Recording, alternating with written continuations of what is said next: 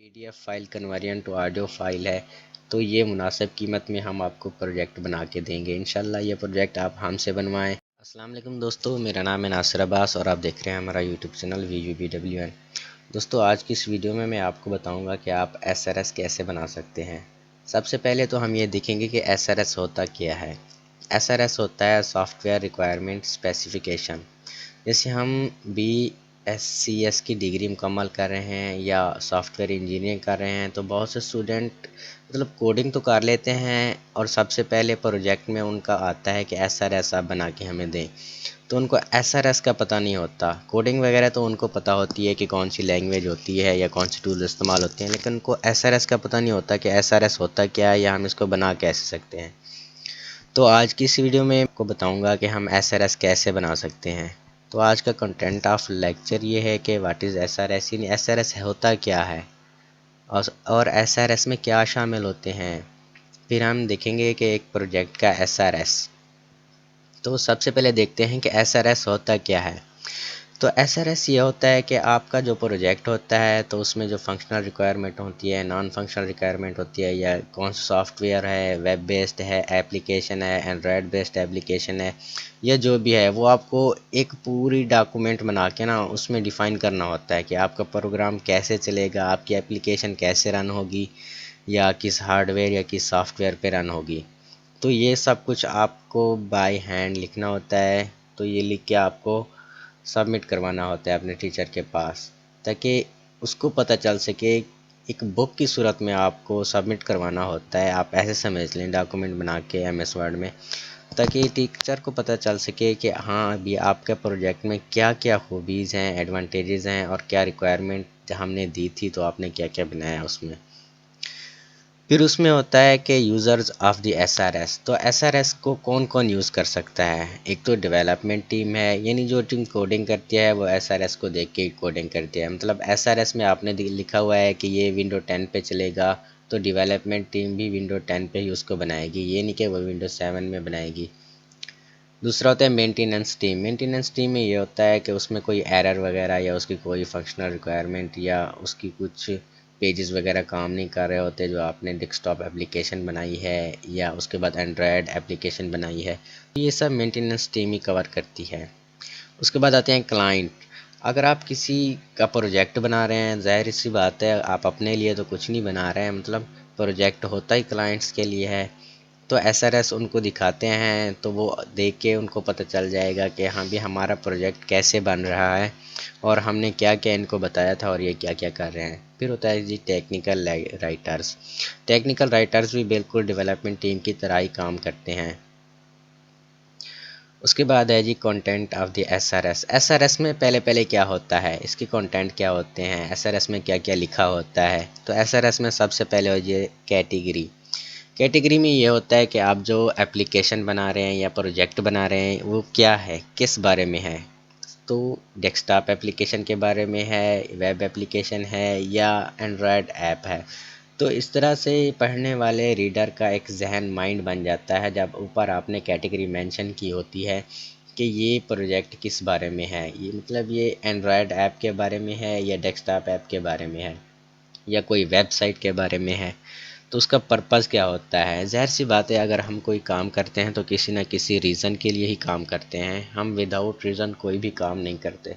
तो हम ये प्रोजेक्ट क्यों बना रहे होते हैं। एक प्रोजेक्ट होता है जो वर्चुअल यूनिवर्सिटी वाले हमें देते हैं, वो हमारी डिग्री का जांचने का ज़रिया होता है कि हमने अब तक क्या पढ़ा है या क्या नहीं पढ़ा। तो दूसरा होता है हम कोई ऑनलाइन फ्रीलांसिंग करते हैं या इस तरह फाइवर पे कोई काम करते हैं, तो क्लाइंट हमें प्रोजेक्ट देते हैं कि आप ये बनाएं, तो कोई ना कोई पर्पज़ पीछे छुपा होता है कुछ ना कुछ काम करने का। फिर एक उसका स्कोप क्या है, मतलब कौन से एरिया में वो कवर करेगा या उसको बनाने का ये भी मकसद क्या है। तो इसकी रेंज क्या होगी, लिमिट्स क्या होगी, कौन से सिस्टम पे वो चलेगा, कितनी हार्ड डिस्क पे वो स्पेस लेगा, ये सब उसके स्कोप पे आता है। इसका स्कोप आप ऐसे भी डिफ़ाइन कर सकते हैं, मतलब अगर आप कैलकुलेशन के लिए कोई सॉफ्टवेयर बना रहे हैं तो वो सिर्फ कैलकुलेशन ही करेगा, ये नहीं कि आप उस सॉफ्टवेयर से आप कहें कि कोई 3D पिक्चर मुझे बना के दें या उससे ग्राफिक डिज़ाइनिंग का कोई भी काम लेना चाहें। तो स्कोप उसका ये है कि अगर आपने उसको कैलकुलेशन के लिए बनाया तो वो सिर्फ कैलकुलेशन ही करेगा, वो उसमें ग्राफिक डिज़ाइनिंग का कोई भी काम नहीं होगा। फिर होता है जी इंट्रोडक्शन, आप उसका कोई ना कोई इंट्रोडक्शन दें। इंट्रोडक्शन का क्या मतलब होता है, मतलब हम अगर वो सॉफ्टवेयर पहले से बना होता है या किसी के पास पहले से बना हुआ है तो वो जो आप सॉफ्टवेयर बना रहे हैं वो पहले वाले से कितना बेस्ट है या कितना अपग्रेडेड है।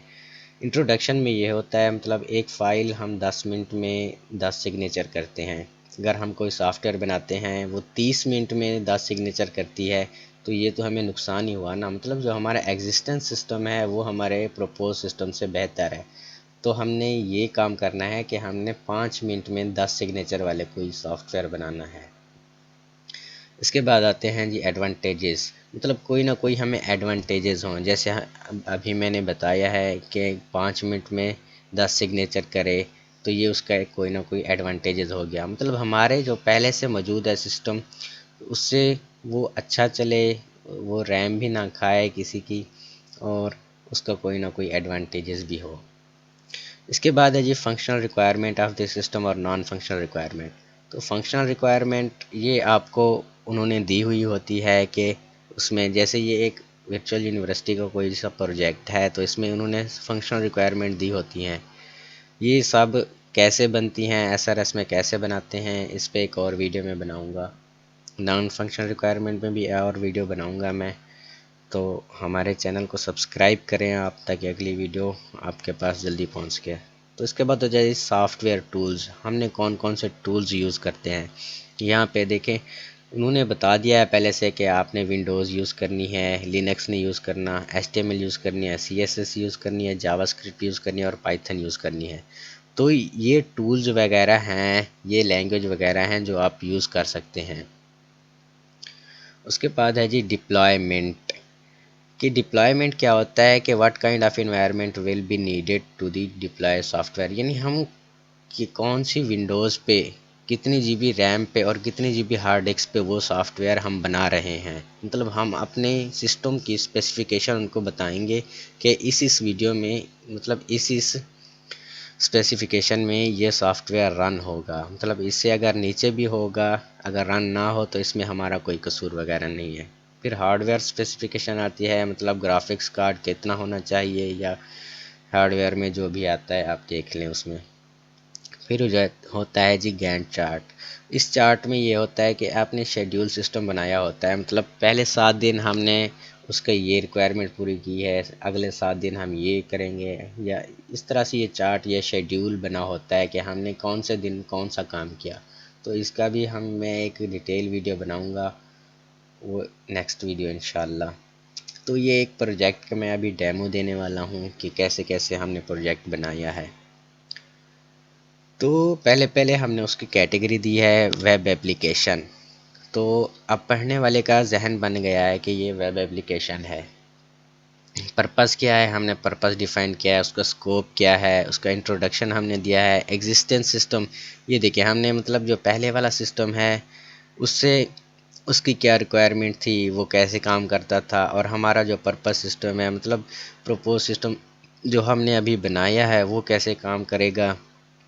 तो ये एक स्टूडेंट, ये देखें यहाँ पे टीचर भी लॉगिन होगा, स्टूडेंट भी लॉगिन होगा, स्टूडेंट वीडियो लेक्चर देख सकेगा, एक्टिविटीज़ करेगा। एडवांटेजेस ये देखें, हर एक के अपने अपने एडवांटेजेस होंगे, मतलब टीचर के अलग एडवांटेजेस होंगे और उसके बाद स्टूडेंट के अलग या एडमिन के अलग। तो ये हर एक के हमने डिफ़ाइन करने होते हैं कि कैसे कैसे ये काम करते हैं। फंक्शनल रिक्वायरमेंट ये मैं आपको करवा दूंगा इंशाल्लाह नेक्स्ट वीडियो में, ये वैसे लिखे हुए हैं इसमें, और नॉन फंक्शनल रिक्वायरमेंट भी लिखे हुए हैं। ये आपको प्रोजेक्ट में भी मिल जाएंगी, जो जो प्रोजेक्ट में आपको, ये देखिए फंक्शनल रिक्वायरमेंट ये हैं, तो आपको इनको डिटेल वाइज ही लिखना होता है, बस यही होता है फंक्शनल रिक्वायरमेंट। फिर उसके बाद होता है सॉफ्टवेयर टूल्स, सबसे अहम पॉइंट यही होता है, मतलब आपने कौन कौन सा सॉफ्टवेयर उसको बनाने में यूज़ किया है। जैसे अभी जैम्प PHP को हम बनाते हैं जैम्प सर्वर में या वैम्प सर्वर में, इसी तरह क्लाइंट के पास कौन कौन सा ब्राउज़र होना चाहिए या कौन कौन सा इंटरनेट होना चाहिए या कौन सा सॉफ्टवेयर होने चाहिए। डेवलपमेंट टूल्स कौन से यूज़ किए थे, कुछ लोग नोट्स C++ यूज़ करते हैं, नोटपैड यूज़ करते हैं, डेव C++। तो इस तरह से लैंग्वेज कौन सी यूज़ हुई है, ये सब हमने उनको बताने होते हैं। फिर आ जाती है जी डिप्लॉयमेंट, कि हमने विंडोज़ 7 यूज़ की है, 8 यूज़ की है या लिनक्स या एप्पल, किस में ये चलेगा। और आ जाता है जी हार्डवेयर स्पेसिफिकेशन।